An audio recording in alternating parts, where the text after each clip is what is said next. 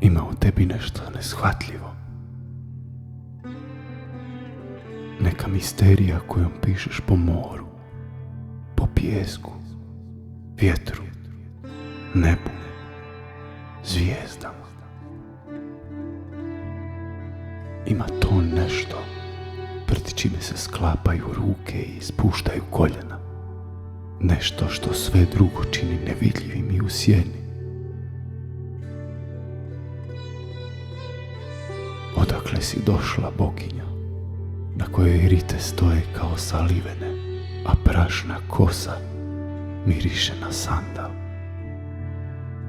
Bez ičega ti kao da posjeduješ svjetove. Šta radiš ovdje? Suznim očima, nevidljiva.